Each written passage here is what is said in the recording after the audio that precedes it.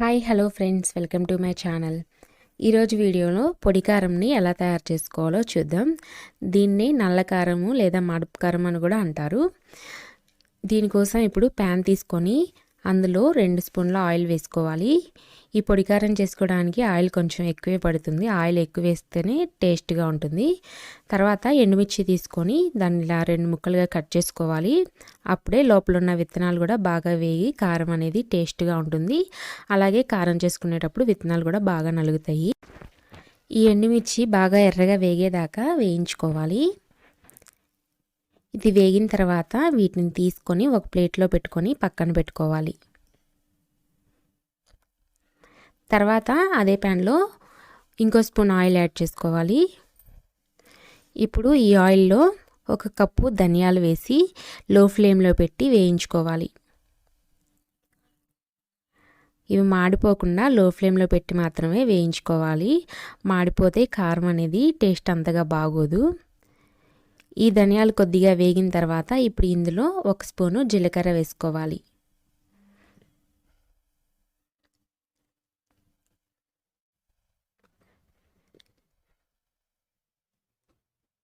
జీలకర్రని కూడా లో ఫ్లేమ్లో పెట్టి మాత్రమే వేయించుకోవాలి. ఇప్పుడు ఇవి కొంచెం దోరగా వేగినాయి కదా. ఇప్పుడు ఇందులో ఒక పెద్ద సైజు నిమ్మకాయ అంత సైజు చింతపండును వేసుకోవాలి.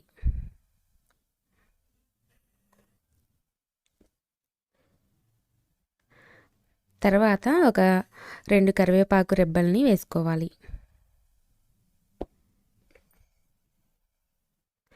కరివేపాకు అనేది కొంచెం క్రిస్పీగా అయ్యేదాకా లో ఫ్లేమ్లో పెట్టుకొని మాత్రమే ఫ్రై చేసుకోవాలి.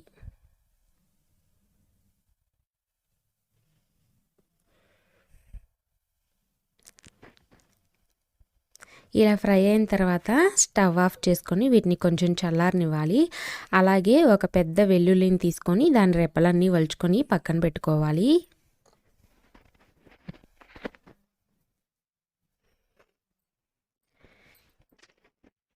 ఇప్పుడు ఒక మిక్సీ జార్ తీసుకొని అందులో ముందుగా ఫ్రై చేసుకున్న ఎండుమిర్చిని వేసుకోవాలి. ఇప్పుడు దీనిలో కల్లుప్పు వేసుకొని గ్రైండ్ చేసుకోవాలి. ఇలా కల్లుప్పు వేసి గ్రైండ్ చేసుకోవడం వల్ల ఎండుమిర్చిలోని విత్తనాలన్నీ మెత్తగా నలుగుతాయి. ఇలా ఎండుమిర్చి గ్రైండ్ చేసుకున్న తర్వాత ఇప్పుడు ఇందులో జీలకర్ర, ధనియాలు, చింతపండు, కరివేపాకు వేయించి పెట్టుకున్నాం కదా, అవి కూడా వేసుకోవాలి. అవి కూడా వేసుకొని మెత్తగా గ్రైండ్ చేసుకోవాలి. అలాగే లాస్ట్లో వెల్లుల్లి కూడా వేసుకొని ఈ కారపొడిని మెత్తగా గ్రైండ్ చేసుకోవాలి. ఇది పొడి పొడిలడతా కాకుండా కొంచెం ముద్దగా వస్తుంది.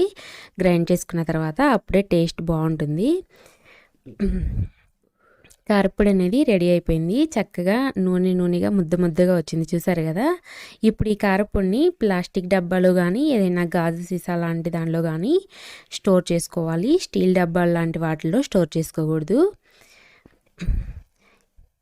ఈ కారపొడిని వేడివేడి అన్నంలో కొంచెం నెయ్యి వేసుకుని తింటే సూపర్గా ఉంటుంది టేస్ట్. అలాగే ఇది ఇడ్లీలోకి, దోశల్లోకి, ఆవిరికుడంలోకి కూడా చాలా టేస్ట్గా ఉంటుంది.